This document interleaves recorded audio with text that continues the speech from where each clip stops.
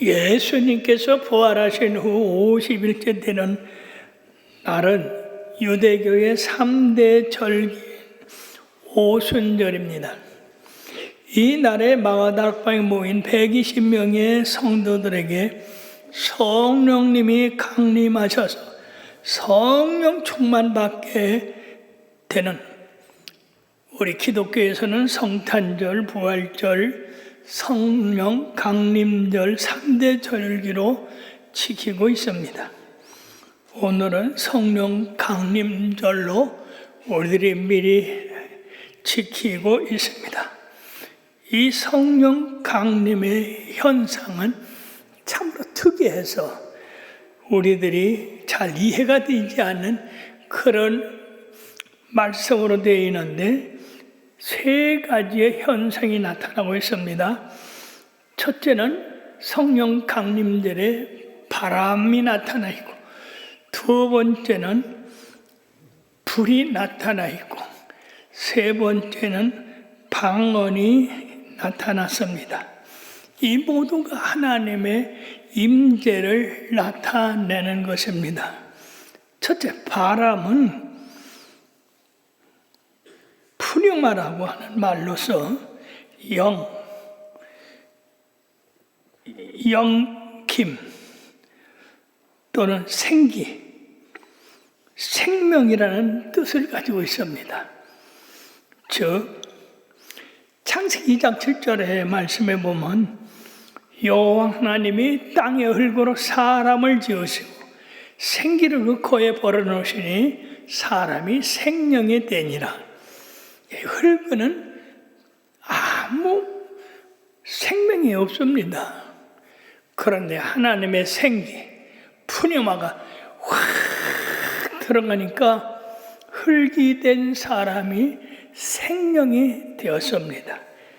그러므로서 여기서 급하고 간파랑 같은 소리가 저희 온 집에 가득했다고 하는 것은 거기 모인 사람들에게 하늘의 신령한 생명이 그들에게 불어넣어졌다 하는 것인데, 에스겔 골짜기의 마른 뼈를 향하여 하나님께서 에스겔에게 이 뼈들에게 대해서 대언하라. 그래서 에스겔이 그 뼈에 대해서 대언을 합니다. 하나님의 말씀이 이 뼈들이 사람의 모양을 갖추라 하니까 이 뼈 저 뼈가 날아다니면서 사람의 이 뼈대를 만들고, 그 후에 하나님께서 이제 이 힘줄을 덮이게 하라. 그리고 그 후에 살이 덮이게 하라. 그래가지고 그 에스겔 골짜기의 마른 뼈가 다 맞아져 가지고 살까지 붙으니까 생명이 그 속에 없었습니다. 송장들이죠. 그때 하나님께서 사방의 생기에 명하여서 이 죽은 사람들에게 불어갖고 살게 하라. 그래가지고 에스겔이 하나님의 명령을 받들어서 사방의 생기야 불어서 이 사망을 당한 사람들에게 들어가 살게 하라. 그랬더니 사방의 생기가 훅훅훅훅훅 소리를 내며 불어가지고 그 죽은 사람에게 들어가니까 그 죽은 사람이 살아나서 벌떡벌떡 일어났는데, 그 사람들의 수가 큰 군대 같더라고 이렇게 말씀했습니다. 사랑하는 여러분, 하나님의 생기, 하나님의 생명이 들어가면 이와 같이 죽은 자도 살아나고 뼈들도 생명을 얻게 되는 역사가 있는 줄 믿으시기 바랍니다. 그러므로서 하나님의 생기가 그 모인 사람들에게 충만하게 불어서 하늘의 신령한 생명으로 충만함을 받게 되고, 두 번째, 그들의 불이 임해가지고 얼마나 강하게 임했으면 겉으로 이렇게 머리에 불이 타는 것처럼 보였다고 했습니다. 이것은 하나님의 신적인 능력이 각 사람에게 임하여 있었다는 겁니다. 하나님의 권능을 받게 됐다는 얘기예요. 그것도 충만히 받아서 각 사람이 머리에 나타나도록 그렇게 상상할 수 없는 그런 불이 임했다고 하는 건데, 이것은 바로 하나님의 권능이 그들에게 임해서 그들이 감당할 수 없는 그런 능력을 받았다.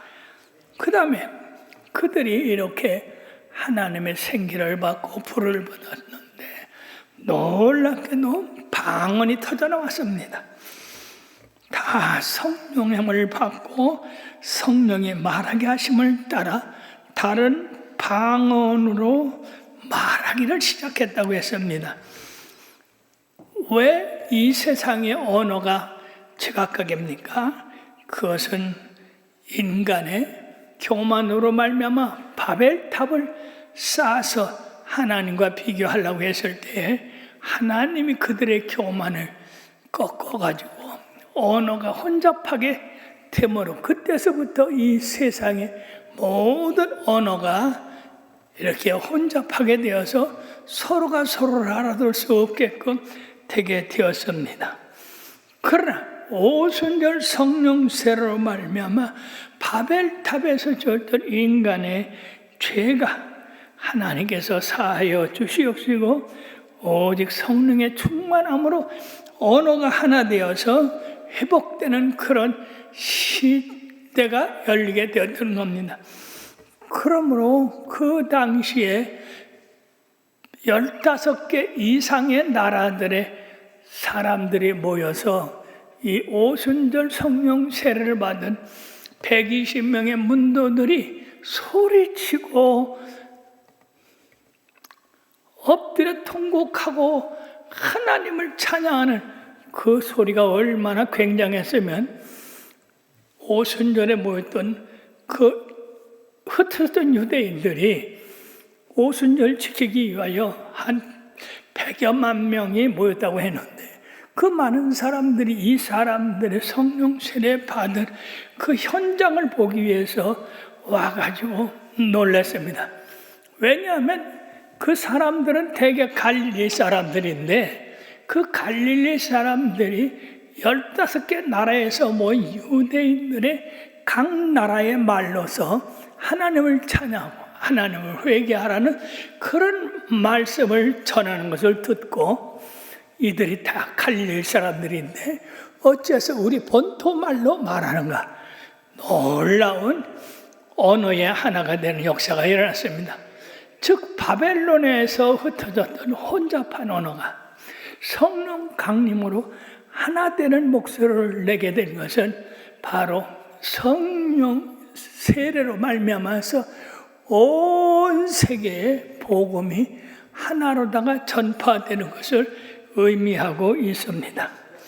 그러므로 우리들이 이 성령 강림의 중요성을 알아야 되는데, 첫째는 재림전에 일어난 마지막 행위였다 하는 겁니다.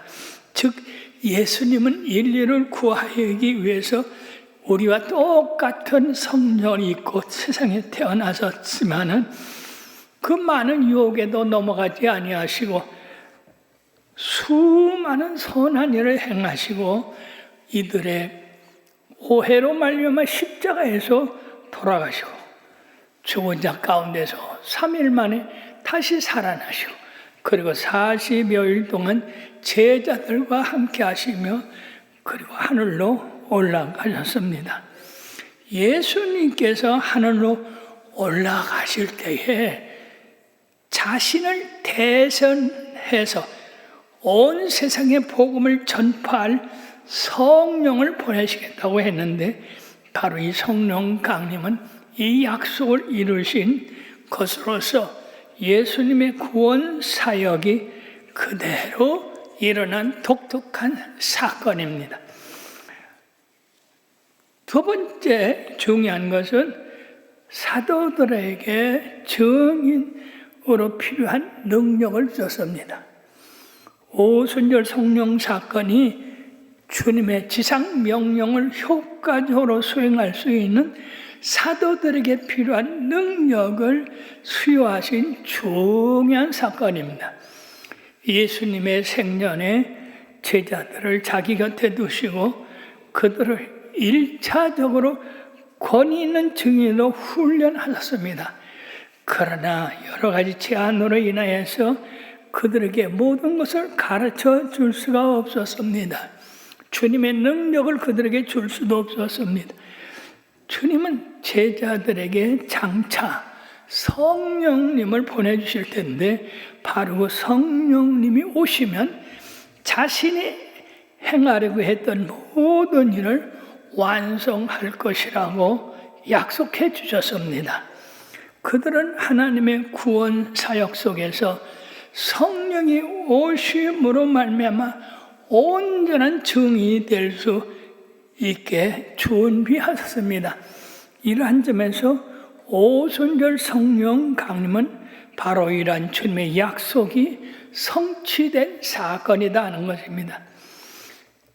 뿐만 아니라 세 번째는 새로운 성령 시대의 개막을 알리는 것이다.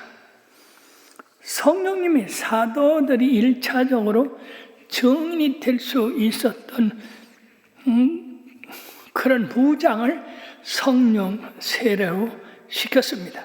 그리고 동시에 성령은 또 다른 하나님의 백성들에게 임하셔서 그들로 그리스도의 증인으로 세워주셨습니다. 첫 번에 사도들에게, 그 다음에 바울과 디모데에게, 그리고 그 다음에 또 그의 제자들에게, 이렇게 해서 성령 세례는 바로 이와 같은 성령의 권능을 이어지는 개막의 소식이었습니다. 뿐만 아니라 이 성령 세례는 첫 번째 종교 부흥의 사건이다. 오순절 성령 강림 사건이 기독교 교회에서 있었던 첫 번째 종교 부흥 사건이라고 할 수 있습니다. 왜냐하면 오순절 성령 강림은 하나님의 임재를 강력하게 체험하기 때문입니다. 성령을 통해서 교회에 나타난 새 생명의 기쁨, 영적 교제와 예배, 자유와 담대함, 그리고 정의로서의 능력 등 모든 영적 부흥 운동에서 일어날 수 있는 사실이고 열매입니다. 이러한 점에서 오순절 성령 강림은 앞으로 일어날 첫 번째 종교 부흥 사건이라고 할 수 있었습니다. 사랑하는 여러분들이요, 어떤 훌륭한 목사님이 초청을 받아서 이제 우리나라 그 CBS와 면담을 하시는데, 그분이 평상시에는 교회만 다니다가 대학 시절에 성령을 받았다고 그래요. 그래서 주예종으로 부름을 받고 미국에 와서 하나님 일을 하는데 교회가 부흥돼서 참으로 하나님께 영광을 누리는 그런 목사님이 되었다는 간증을 하는데요. 그 대담하는 사람이 물었어요. 목사님이 성령 받으시고 주의 일을 하시는데 어려운 일이 많으실 겁니다. 교회를 짓고 많은 사람을 세워서 하나님 나라를 이렇게 미국에서도 크게 부흥시키는데 내가 목사 된 것에 대해서 후회한 적이 없습니까? 세상에 이런 말이요, 후회한 적이 있고. 그런데 이 목사님도 그 어려운 일을 해나가는데 후회한 적이 없습니까? 라고 물었을 때에 나에게는 단 한 번도 예수 믿은 거에 대해서 후회한 적이 없고 주의 일 하는 거에 대해서 후회한 적이 없습니다 라고 대답을 했어요. 무엇이 이 목사님에게 그 수많은 어려움과 역경을 이겨나가면서 내가 괜히 목사했다, 내가 괜히 이 일을 했다라고 그렇게 후회한 적이 없었을까요? 그것은 바로 성령 세례를 받았기 때문에 하늘로부터 오는 생명과 하늘로부터 오는 불을 받은 그런 영적 체험이 있었기 때문에 한 번도 그 어려운 일을 당하고 배신을 당하고 그렇게 했지만 후회한 적이 없다고 말씀했습니다. 참 올바로 성령 받았습니다. 올바로 목회를 하시는 겁니다. 그리고 오늘날도 똑같아요. 이와 같이 성령 세례 받고 하나님의 일을 하는 성도나 목회자나 다 똑같이 하나님의 일을 하면서 그 어려운 일을 당하는데 한 번도 후회한 적이 없다고 하는 겁니다. 우리 사도행전을 보면은 베드로와 요한이 산헤드린 공회에서 예수 전도하지 말라고 매를 맞으면서도 그들을 후회하지 않고 담대히 하나님 앞에서 사람 말 듣는 것과 하나님 말씀 듣는 게 옳은 게 옳은가 판단하라고 도리어 그들을 교훈하고 책망했던 겁니다. 그리고 예수의 이름으로 이처럼 매 맞고 그리고 정처없이 다니는 거 감사하다고 했습니다. 바울 사도도 내 은혜가 풍족하다고 했습니다. 사랑하는 여러분, 이 모든 사도들의 행적과 오늘날 하나님의 증인에 되어서 성령 충만 받아 전하는 모든 사람에 대해서 후회한 적이 있느냐? 그들은 하나같이 없다. 감옥에 갇혀도 매를 맞아도 멸시를 당해도 왜냐하면 하나님의 살아계신 생명과 하나님의 불 그것을 체험했기 때문에 그들은 변할 수가 없었던 겁니다. 그러면 예수 그리스도의 이름으로 수많은 사람이 순교를 당할 수 있었던 것은 이와 같은 하늘의 신령한 복, 하늘의 신령한 양식, 하늘의 신령한 능력을 그들이 받았기 때문입니다. 사랑하는 여러분, 오늘날도 똑같습니다. 성령 세례 받아서 하나님과의 참다운 교류가 있었던 분은 예수 믿는 것에 대해서 전혀 후회하지 않습니다. 어려운 일 당해도 그것을 이겨나갑니다. 그러나 성령 받지 못한 사람들은 뭐 조그만 어려운 일이 있어도 아이고 그만둘래, 다른 데 가면 괜찮겠지 이라고 떠나는데 진정과 성령이 임하고 성령의 임재하심을 체험한 사람은 절대로 변하지 않습니다. 그러므로 사랑하는 여러분, 여러분들도 다 성령의 충만을 받아서 하나님 집에 든든한 일꾼들이 되기를 주의 이름으로 축원합니다.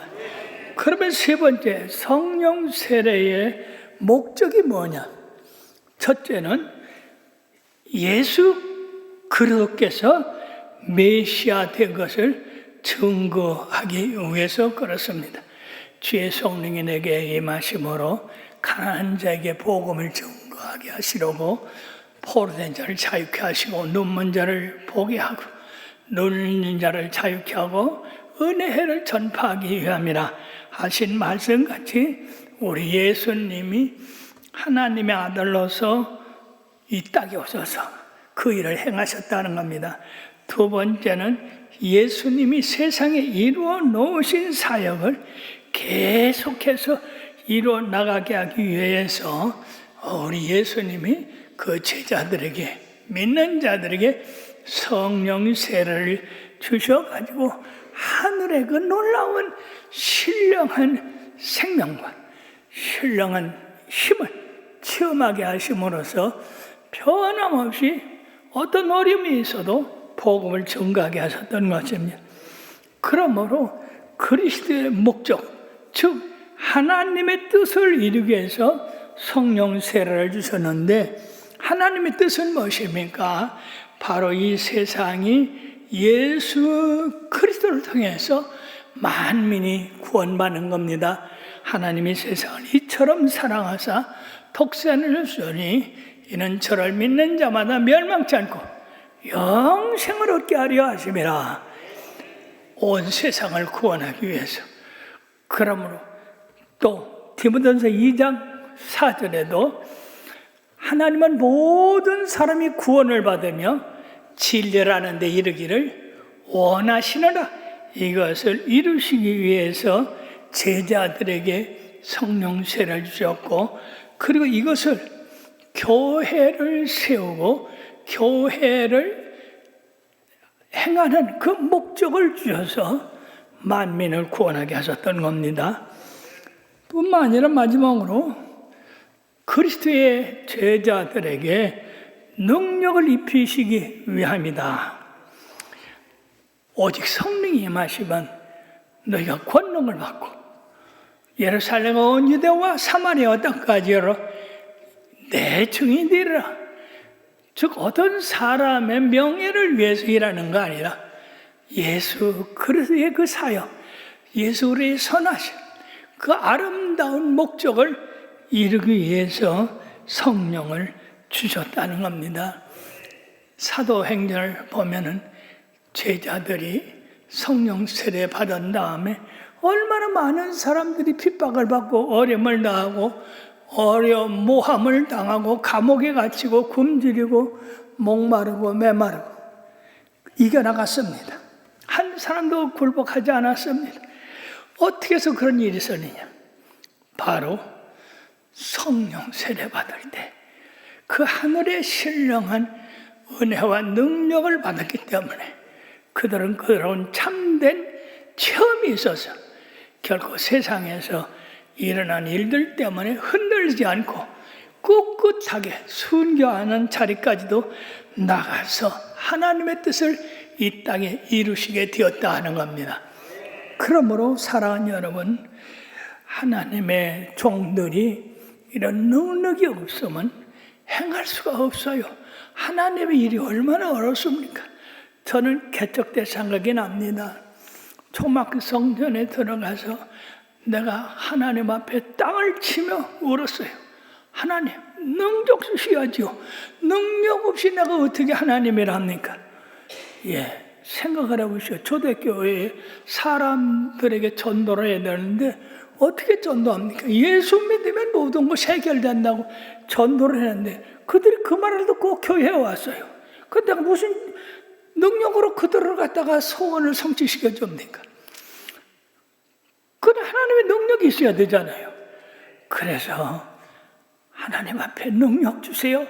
능력 주세요. 얼마나 울고 땅을 치며 하나님 앞에 기도했더니 하나님께서 응답을 하셨어요. 무슨 응답을 하셨느냐? 아무것도 아닌 응답하셨어요. 아무 변화가 없었어요. 그러나 나는 믿었어요. 믿고 구한 것은 받은 줄로 알라. 그래서 내가 믿고 하나님 앞에 구했으니, 하나님 나라를 위해서 구했으니 주실 줄로 믿는다. 그러고 믿음을 가지고 나갔더니 사도들과 같이 크게 역사하지는 못했지만 하나님께서 역사하여 주셔서 오늘날 청주중앙 20개가 이루어진 줄로 믿습니다.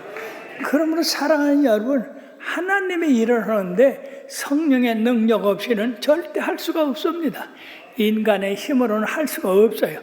그러므로 항상 성령께 의지하고 성령님의 능력을 입도록 간구해도, 그리고 성령님께서 역사하여 주셔서 응답하셨으면 성령님께 감사하고 고맙게 생각하고 이런 성령님과의 끊임없는 교제로 우리 하나님 나라를 이룰 수가 있는 것입니다. 그러므로 성령 충만으로 세상을 이기고 어려움을 이기고 그리스도의 십자가를 높이 세울 수 있었던 겁니다. 결론을 맺겠습니다. 사도행전을 성령행전이라고 합니다. 왜냐하면 사도들이 성령 충만받고 그 성령의 인도를 받아서 이루는 역사 이야기이기 때문에 그렇습니다. 처음에는 베드로를 통해서 그리스도의 그 살아계신 역사가 계속해서 유대와 사마리아와 그리고 빌립보까지 퍼지는데 그 다음에는 바울입니다. 다메섹 도상에서 예수님을 만난 이 바울이 성령의 충만을 받아서 세계를 3번씩 돌아가면서 전도를 했는데 그 여러분 전도하기가 그렇게 쉬웠습니까? 아닙니다. 참으로 어려움이 많았지만은 성령의 능력으로 그것을 이겨나갔습니다. 그로 바울은 나의 나된 것은 하나님의 은혜라 라고 했었고, 내가 선한 싸움을 싸우고 달려갈 길 다 달려가고 믿음을 지켰으니 이제 후로 나를 위하여 의의 면류관이 예비되었고, 이런 승리의 쾌가를 부를 수가 있었던 겁니다. 사랑하는 여러분들이요, 다 성령 충만받고 승리의 삶을 살기를 주의 이름으로 축원합니다. 오늘날 각자에게 성령이 이렇게 임하셔서 그 각 사람을 통해서 역사하시는 그리스도의 증인으로서의 삶을 살아간다면 참으로 그 사람을 통해서 교회가 부흥되고 가정이 부흥되고 하나님 나라가 부흥되는 역사가 계속 일어나게 될 줄로 믿습니다. 몸된 교회를 통해서 성령님이 지금까지도 역사하셨으니 앞으로도 계속해서 이 교회를 통해서 영광 받으실 줄로 믿습니다. 그러므로 여러분 한 사람 한 사람이 다 성령의 세례를 받고 그리스도의 증인이 되는 그런 목표를 가지고 살아가게 되기를 주의 이름으로 축원합니다. 기도하시겠습니다.